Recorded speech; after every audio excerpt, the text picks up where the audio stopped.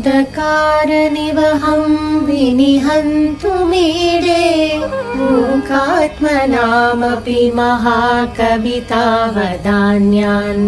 श्रीकाञ्चिदेशशिशिरीकृति जागरूकान् एकाम्रनाथ तरुणी करुणावलोकान् मातर्जयन्ति ममताग्रहमोक्षणानि माहेन्द्रनीलरुचिशिक्षणदक्षिणानि कामाक्षि कल्पितजगत्त्रयरक्षणानि त्वद्वीक्षणानि वरदानविचक्षणानि आनङ्गतन्त्रविधिदर्शितकौशलानाम् आनन्दमन्दपरिपूर्णितमन्थराणाम् तारल्यमम्ब तव ताडितकर्णसीम्नाम् कामाक्षि खेलति कटाक्षनिरीक्षणानाम् कल्लोलितेन करुणारसवेलितेन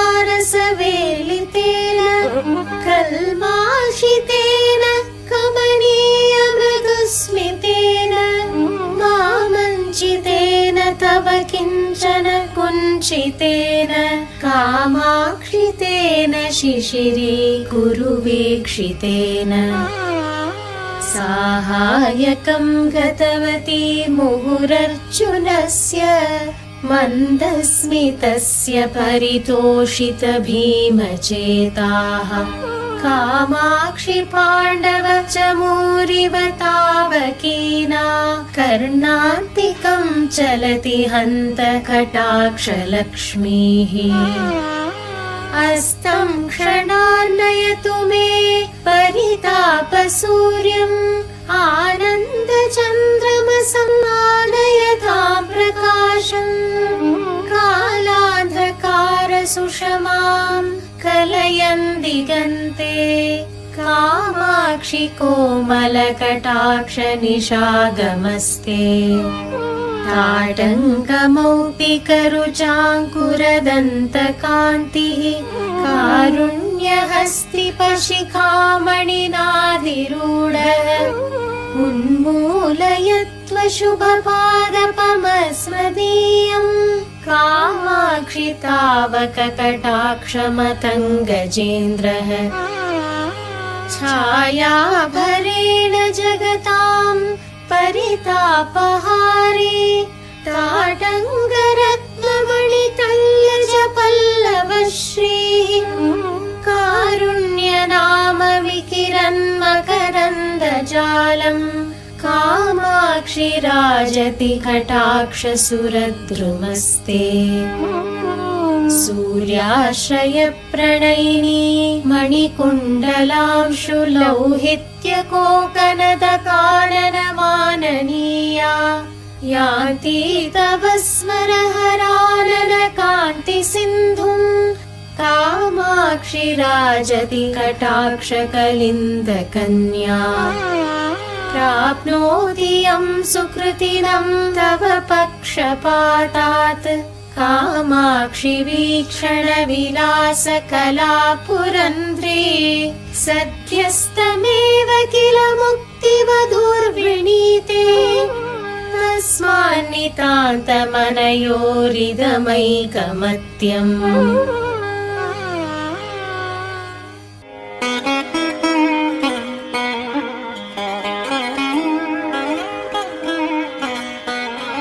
यान्ति सदैव मरुतामनुकूलभावम् भ्रूवल्लिशक्रधनुरुल्लसितारसार्द्रा कामाक्षि कौतुकतरङ्गितनीलकण्ठा कादम्बिनीव तव भाति कटाक्षमाला गङ्गाम्भसि स्मितमये तपनात्मजेव गङ्गाधरो रसिनवोत्पलमालिकेव वक्त्रप्रभासरसि शैवलमण्डलीव कामाक्षि राजति कटाक्षरुचिच्चटाते संस्कारतः किमपि कन्दलितान् रसज्ञकेदारसीम्नि सुधियामुपभोगयोग्यान् कल्याणसूक्तिलहरी कलमाङ्कुरान्नः कामाक्षि पक्ष्मलयतु त्वदपाङ्गमेघः चाञ्चल्यमेव नियतं कलयन् प्रकृत्या मालिन्यभूश्रुतिपथाक्रमजागरूकः कैवल्यमेव किमु कल्पयते न तानां कामाक्षि चित्रमपि ते करुणाकटाक्षः सञ्जीवने जननि च्यूतशिलीमुखस्य सम्मोहने शशिकिशोरकशेखरस्य संसम्भने च ममताग्रहचेष्टितस्य कामाक्षि वीक्षणकला परमौषधं ते नीलोऽपिरागमधिकं जनयन् पुरारेः लोलोऽपि भक्तिमधिकां दृढयन् नराणाम् वक्रोऽपि देवि नमतां समतां वितन्वन् कामाक्षि नृत्यतु मयि त्वदपाङ्गपातः कामत्रुहो हृदययन्त्रणजागरूका कामाक्षि चञ्चल त्रिकञ्चलमेखला ते आश्चर्यमम्ब भजतां झटिति स्वकीयसम्पर्क एव विधुनोति समस्तबन्धान् कुण्ठीकरोतु विपदम् मम कुञ्चितभ्रूचापाञ्चितश्रितविदेह भवानुरागः रक्षोपकारमनिशं जनयन् जगत्यां कामाक्षि रामैव ते करुणाकटाक्षः श्रीकामकोटि शिवलोचन शोषितस्य शृङ्गारबीजविभवस्य पुनः प्ररोहे प्रेमाम्बसाद्रमचिरात् प्रचुरेण शृङ्गे केदारमम्ब तव केवलदृष्टिपातम् माहात्म्यशेवधिरसौ तव दुर्विलङ्घ्य संसारविन्ध्यगिरिकुण्ठनकेलिचुञ्चुः धैर्याम्बुधिं पशुपतेश्चुलकीकरोति कामाक्षि वीक्षण विजृम्भण कुम्भजन्मा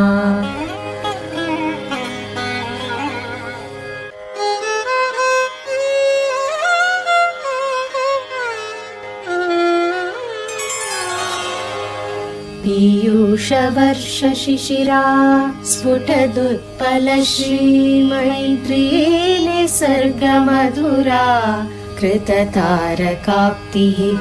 कामाक्षि संश्रितवती वपुरष्टमूर्तेः ज्योत्स्नायते भगवति त्वदपाङ्गमाला अम्बस्मर प्रतिभटस्य वपुर्मनोज्ञम् अम्भोजकाननमिव अञ्चितकण्टकावम् भृङ्गेव चुम्बति सदैव सपक्षपाता कामाक्षि कोमलरुचिस्त्वदपाङ्गमाला केशप्रभापटलनीलवितानजाले कामाक्षि कुण्डलमणि छविदीपशोभे शङ्गे कटाक्षरुचिरङ्गतले कृपाख्या शैलूषिका नटति शङ्करवल्लभे ते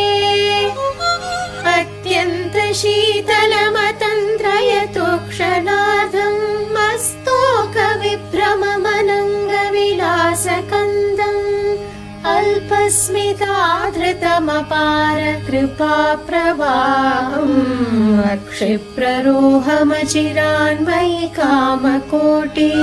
मन्दाक्षरागतरलीकृति पारतन्त्र्यात् कामाक्षि मन्तरतराम् त्वदपाङ्गडोलाम् आरुह्य मन्दमति कौतुकशालि चक्षुः आनन्दमेति मुहुरर्घशशाकमौलेः त्र्यम्बकम् त्रिपुरसुन्दरि हर्म्यभूमिः अङ्गम् विहार सरसि करुणाप्रवाहः दासाश्च वासवमुखाः परिपालनीयम् कामाक्षि विश्वमपि वीक्षणभूभृतस्ते वागीश्वरी सहचरी नियमेन लक्ष्मीः भ्रूवल्लरी वशकरी भुवनानि गेहम् रूपम् त्रिलोकनयनामृतमम्ब तेषाम् कामाक्षि येषु तव वीक्षणपारतन्त्री माहेश्वरम् झटिति मानसमीनमम्ब कामाक्षि धैर्यजलधौ नितरानिमग्नम् चालेन शृङ्गलयति त्वदपाङ्गनाम्ना विस्तारितेन विषमायुधदाशकोऽसौ उन्मत्य बोधकमलाकरमम्ब जाड्यस्तम्भेरमम् मम मनोविधिने भ्रमन्तम् कुरुष्व तरसा कुटिलाग्रसीम्ना कामाक्षि तावक कटाक्ष महाकुशेन उद्वेलितस्तबकितैः ललितैर्विलासैः उत्थाय देवि तव गाढकटाक्षकुञ्जात् दूरं पलाययतु मोहमृगीकुलं मे कामाक्षि सत्वरमनुग्रह केसरीन्द्रः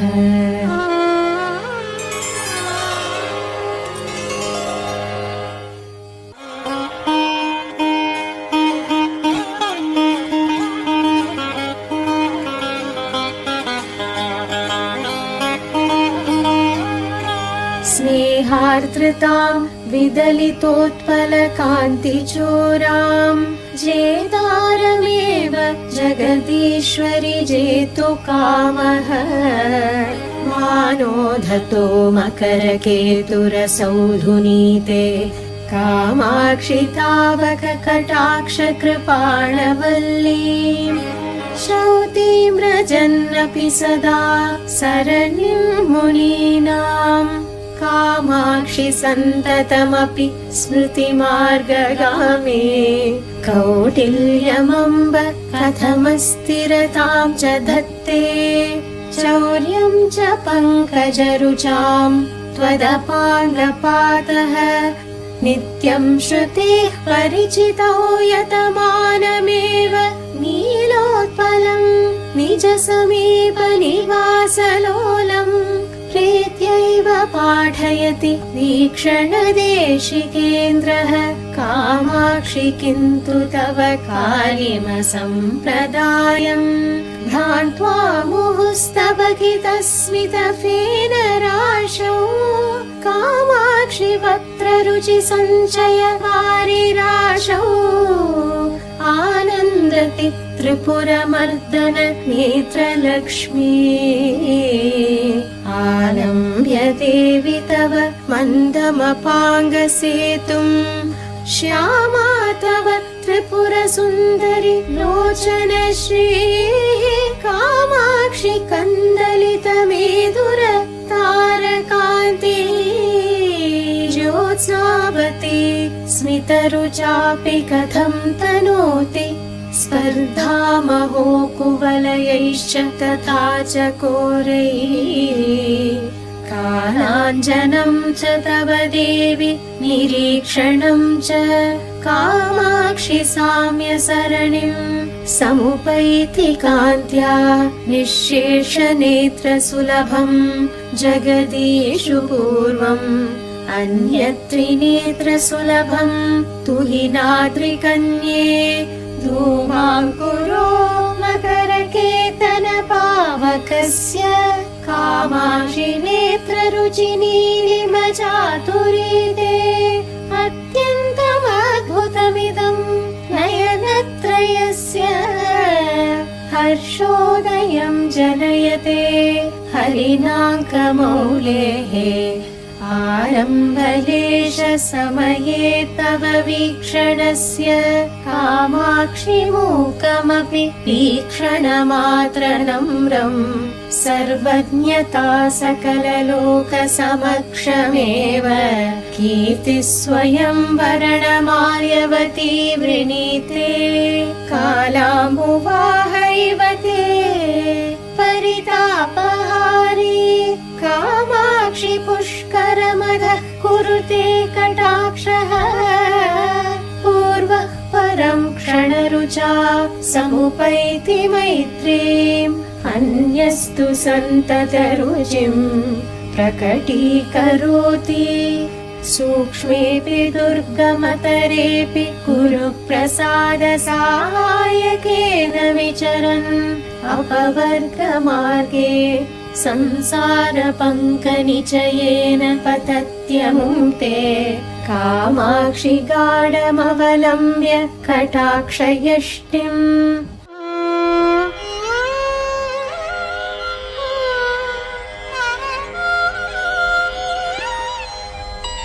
कामाक्षि सन्ततमसौ हरिनीलरत्नस्तम्भे कटाक्षरुचिपुञ्जमये भवत्याः बद्धोऽपि भक्तिनिगलैर्मम चित्तहस्ति स्तम्भं च बन्धमपि मुञ्चति हन्तचित्रम् कामाक्षि काश्यमपि सन्ततमञ्जनं च बिभ्रन्निसर्गतरलोऽपि भवत्कटाक्षः वैमल्यमन्वहमनञ्जनता च भूयः स्थैर्यं च भक्तहृदयाय कथं ददाति मन्दस्मितस्तबकितं मणिकुण्डलाशुस्थोमप्रवालरुचिरं शिशिरीकृताशं कामाक्षि राजति कटाक्षरुचे कदम्बम् उद्यानमम्ब करुणाहरिणे क्षणायाः कामाक्षि तावक कटाक्ष महेन्द्र नीलसिंहासनम् श्रुतवतो मकरध्वजस्य साम्राज्यमङ्गलविधौ मणिकुण्डलश्रीः नीराजनोत्सवतरङ्गितदीपमाला मातक्षणं सपयमा तव वीक्षितेन मन्दाक्षितेन सुजनैरपरोक्षितेन कामाक्षि कर्मतिमिरोत्करभास्करेण श्रेयस्करेण मधुपद्युतितस्करेण प्रेमापगापयसि मज्जनमारचय्य युक्तस्मितांशुकृतभस्मविलेपनेन कामाक्षि कुण्डलमणि द्युतिभिर्जटालः श्रीकण्ठमेव भजते तव दृष्टिपातः कैवल्यदाय करुणारसकिङ्कराय कामाक्षि कन्दलित विभ्रमशङ्कराय आलोकनाय तव भक्त शिवङ्कराय मातर्नमोऽस्तु परतन्त्रित शङ्कराय साम्राज्यमङ्गलविधौ मकरध्वजस्य लोलालकालिकृततोरणमाल्यशोभे कामेश्वरि प्रचलदुत्पलवैजयन्ती चातुर्यमेति तव चञ्चलदृष्टिपातः मार्गेण मञ्जुकचकान्तितमूर्तेन मन्दायमानगमना मदनातुरासौ कामाक्षि दृष्टिरयते तव शङ्कराय सङ्केतभूमिमचिरादभिसारिकेव क्रीडानुवृत्तिरमणीकृतसाहचर्या शैवालितां कलरुचा शशिशेखरस्य कामाक्षि कान्तिसरसीं त्वदपादलक्ष्मीः मन्दं समाश्रयति मज्जनकेलनाय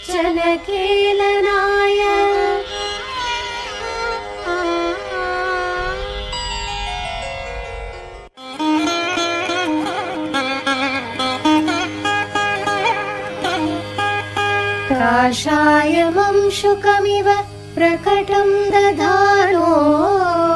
माणिक्यकुण्डलरुचिं ममताविरोधी श्रुत्यन्तसीमनिरतः सुतरां चकास्ति कामाक्षि तावक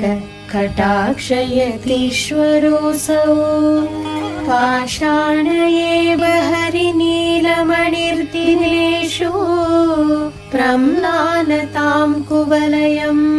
प्रकटीकरोति नैमित्तिको जलदमे च किमाप्रतस्ते कामाक्षि शून्यमुपमानम् अपाङ्गलक्ष्म्याः शृङ्गारविभ्रमवती सुतरां सलज्जा नासाग्रमौक्तिकरुचा कृतमन्दहासा श्यामा कटाक्षसुषमा तव युक्तमेतत् कामाक्षि चुम्बति दिगम्बरवक्त्रबिम्बम् नीलोत्पलेन मधुपेन च दृष्टिपातः कामाक्षि तुल्य इति ते कथमामनन्ति शैत्येन निन्दति यदन्वहमिन्दुपादान् पाथोरुहेण यदसौ कलहायते च ओष्ठप्रभापटलविद्रुममुद्रिते ते भ्रूवल्लिवीचि सुभगे मुखकान्तिसिन्धौ कामाक्षि वारिभरपूरणलम्बमान कालाम्बुवाहसरणिं लभते कटाक्षः मन्दस्मितैर्धवलिता मणिकुण्डलांशु सम्पर्कलोहितरुचिः त्वदपाङ्गधारा कामाक्षि मल्लिकुसुमैर्नवपल्लवैश्च नीलोत्पलैश्च रचितेव विभाति माला कामाक्षि शीतलकृपारस निर्झराम्भः सम्पर्कपक्ष्मलरुचिः त्वदपाङ्गमाला गोभिः सदा पुररिपोरभिलक्ष्यमाणा दूर्वा कदम्बकविडम्बनमातनोति हृत्पङ्कजं मम विकासयतु प्रमुष्णन् उल्लासमुत्पलरुचेस्तमसां निरोधा दोषानुषङ्गजडतां जगतां धुनानः कामाक्षि वीक्षणविलासदिनोदयस्ते चक्षुर्विमोहयति चन्द्रविभूषणस्य कामाक्षि तावककटाक्षतमस्वरोहः प्रत्यङ्मुखं तु नयनम् स्तिमितं मुनीनां प्राकाश्यमेव नयतीति परं विचित्रम् कामाक्षि वीक्षणरुचा युधि निर्जितं ते नीलोत्पलं निरवशेषगताभिमानम् आगत्य तत्परिसरं श्रवणावतं स व्याजेन नूनमभयार्तनं मातनोति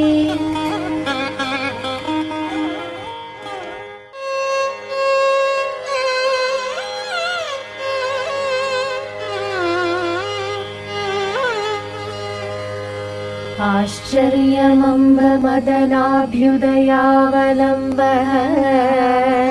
कामाक्षि चञ्चलनिरीक्षण विभ्रमस्ते धैर्यं विधूय तनुते हृदि रागबन्धम् शम्भो सदेव विपरीततया मुनीनां जन्तो सकृत् प्रणमतो जगदीड्यतां च तेजस्वितां च निशितां च मतिं सभायां कामाक्षिमाक्षि कज्जरीमिव वैखरीं च लक्ष्मीं च पक्ष्मलयति क्षणवीक्षणं ते कादम्बिनी किमयतेन जलानुषङ्गम् भृङ्गावली किमुररीकुरुते न पद्मम् किं वा कलिन्दतनया सहतेन भङ्गम् कामाक्षि निश्चयपदं न तवाक्षि लक्ष्मीः काकोलपावकतृणी अरणेऽपि दक्षः कामाक्षि बालकसुधाकरशेखरस्य अत्यन्तशीतलतमोऽप्यनुपारतं ते चित्तं विमोहयति चित्रमयं कटाक्षः कार्पण्यपूरपरिवर्धितमम्ब मोहकन्दोत्कृतं भवमयं विषपादपं मे तुङ्गं चिनत्तु तुहिनाद्रिसुते भवत्याः काञ्चीपुरेश्वरि कटाक्षकुठारधारा कामाक्षि घोरभवरोगचिकित्सनार्थम् अभ्यर्थदेशिक कटाक्षभिषक् प्रसादात् तत्रापि देवि लभते सुकृते कदाचित् अन्यस्य दुर्लभमपाङ्गमहौषधं ते कामाक्षि देशिक कृपाङ्कुरमाश्रयन्तो नानातपोनियमनाशित पाशबन्धाः वासालयं तव कटाक्षममुं महान्तो लब्ध्वा सुखं समधियो विचरन्ति लोके साकूतसंलपितसंभृतमुग्धहासं व्रीडानुरागसहचारि विलोकनं ते कामाक्षि कामपरिपन्थिनि मारवीरसाम्राज्य विभ्रमदशां सफलीकरोति कामाक्षि विभ्रमबलैकनिधिर्विधाय भ्रूवल्लि चापकुटिली कृतिमेव चित्रं स्वाधीनतां तव निनाय शशाङ्कमौलेः अङ्गार्धराज्यसुखलाभमपाङ्गवीरः कामाकुरैकनिलयस्तव दृष्टिपातः कामाक्षि भक्तमनसां प्रददातु कामान् रागान्वितः स्वयमपि प्रकटीकरोति वैराग्यमेव कथमेष महामुनीनाम्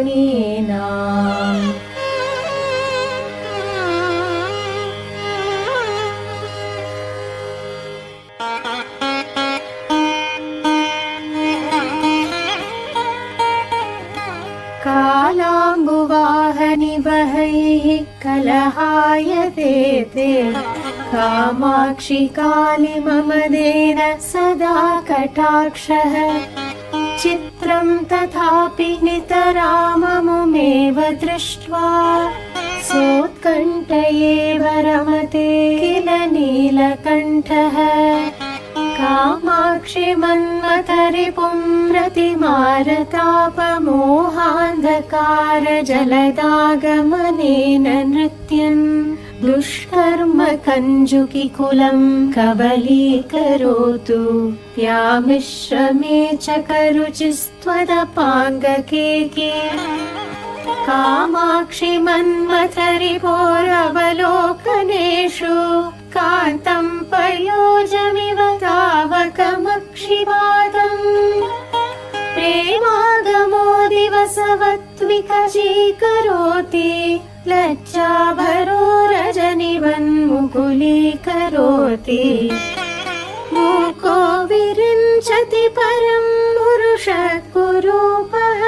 कन्दर्पति त्रिदश राजति किं पचानः कामाक्षि केवलमुपक्रमकाल एव लीलातरङ्गितकटाक्षरुचक्षणं ते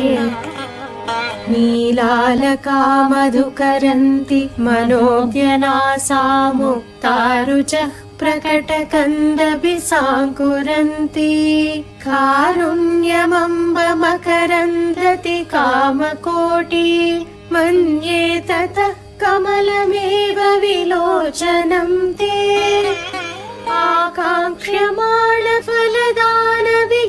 आकाङ्क्ष्यमाणफलदानविचक्षणायाः कामाक्षि तावक कटाक्षककामधेनोः सम्पर्क एव कथमम्ब विमुक्तपाशबन्धाः स्फुटं तनुभृतः पशुतां त्यजन्ति संसारधर्म परितापजुषां नराणां कामाक्षि शीतलतराणि तवेक्षितानि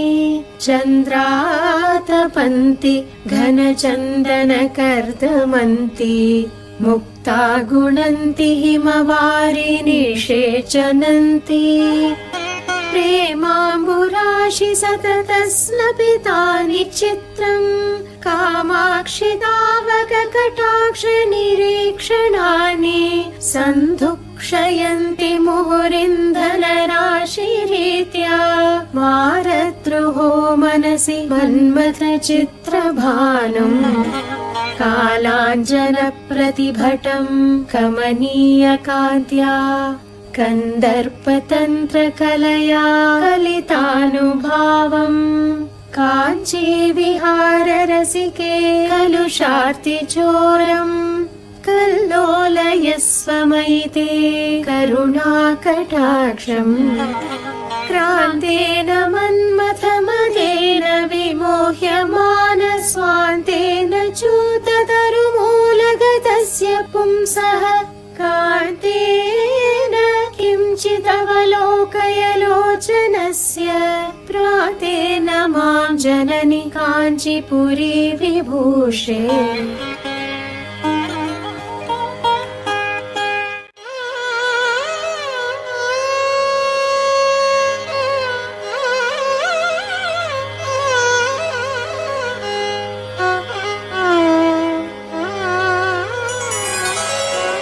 कामाक्षि केऽपि सुजनास्त्वदपाङ्गसङ्गे कण्ठेन कन्दलितकालिमसम्प्रदायाः उत्तंसकल्पितचकोरकुटुम्बपोषाः नक्तं दिवप्रसवभूनयना भवन्ति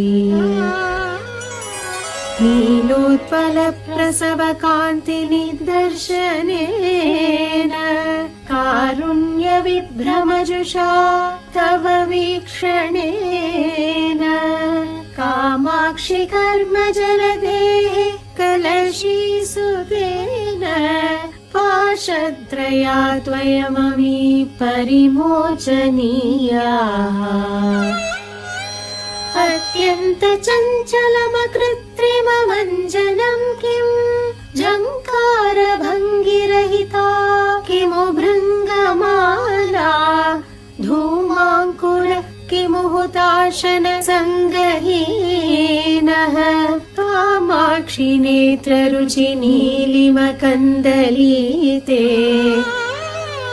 कामाक्षि नित्यमयमञ्जलिरस्तु मुक्तिबीजाय विभ्रममदोदय घूर्णिताय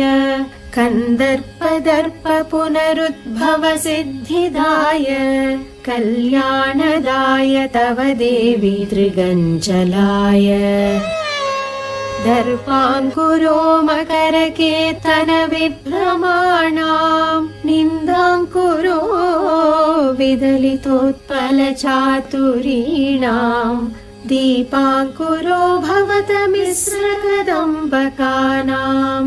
कामाक्षि पालयतु मां त्वदपाङ्गपातः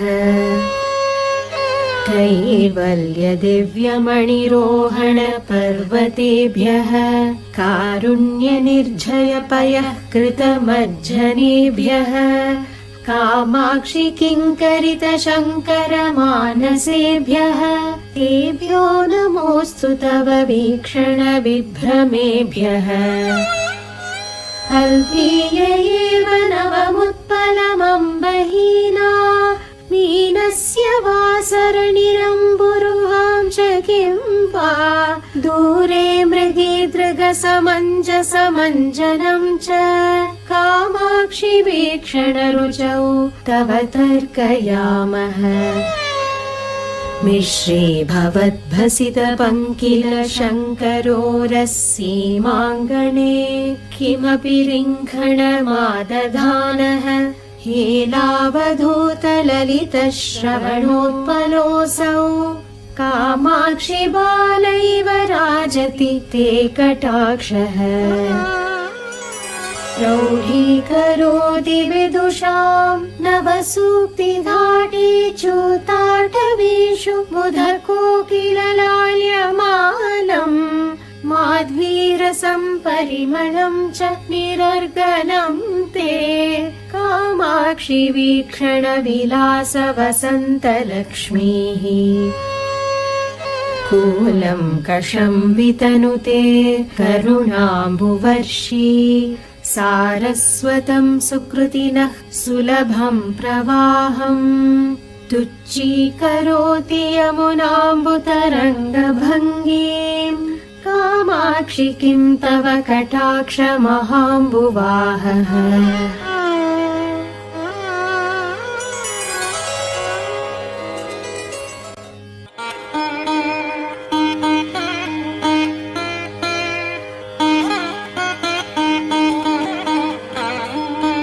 जागर्ति देवि करुणाशुकसुन्दरी ते काडङ्गरत्नरुचिताडिमखण्डशोणे कामाक्षि निर्भर कटाक्ष मरीचि पुञ्ज माहेन्द्र नीलमणिपञ्जर मध्यभागे कामाक्षि सत्कुवलयस्य सगोत्रभावात् आक्रामति श्रुतिमसौ तव दृष्टिपातः किं च स्फुटं कुटिलतां प्रकटीकरोति भ्रूवल्लरी परिचितस्य फलं किमेतत् एषा तवाक्षि सुषमा विषमायुधस्य नाराजवर्षलहरी नगराजकन्ये शङ्के करोति शतधा हृदि धैर्यमुद्रां श्रीकामकोटियदसौ शिशिरांशुमौलेः बाणेन पुष्पधनुषः परिकल्प्यमाणत्राणेन भक्तमनसां करुणाकरेण कोणेन कोमलदृशस्तव कामकोटि शोणेन शोषय शिवे मम शोकसिन्धुम् मारद्रुहा मुकुटसीमनिलाल्यमाले मन्दाकिनी पयसिते कुटिलं चरिष्णुः कामाक्षि कोपरभसाद वलमानमेन सन्देहमङ्कुरयति क्षणमक्षिपातः कामाक्षि संवलितमौक्तिककुण्डलांशु चञ्चत्सितः श्रवणचामर चातुरीकः स्तम्भे निरन्तरम् अपाङ्गमये भवत्या बद्धश्चकास्ति मकरध्वज मत्तहस्ते यावत् कटाक्षरजनी समयागमस्ते कामाक्षि तावत् चिरान्नमता नराणाम् आविर्भवत्यमृतदीदिति बिम्बमम्ब संविन्मयम् हृदयपूर्वगिरीन्द्रशृङ्गे कामाक्षि कल्पविटपीव भवत्कटाक्षो दित्सु समस्तविभवम् नमताम् नराणाम् भृङ्गस्य नीलनलिनस्य च कान्ति सम्पत् सर्वस्वमेव हरतीति परम् विचित्रम् अत्यन्तशीतलम् अनर्कलकर्मपाककाकोलहारिसुलभम् सुमनोभिरेतत् पीयूषमेव तव वीक्षणमम्ब किन्तु कामाक्षि नीलमिदमित्ययमेव भेदः अज्ञातभक्तिरसमप्रसरद्विवेकम् अत्यन्तगर्वमनधीतसमस्तशास्त्रम् अप्राप्तसत्यमसमीपगतम् च मुक्तेः कामाक्षि नैव तव काङ्क्षति दृष्टिपातः पातेन लोचनरुचेस्तव कामकोटि पूतेन पातकपयोधिभयातुराणाम् पूतेन तेन नवकाञ्चन कुण्डलांशु वीतेन शीतलय भूध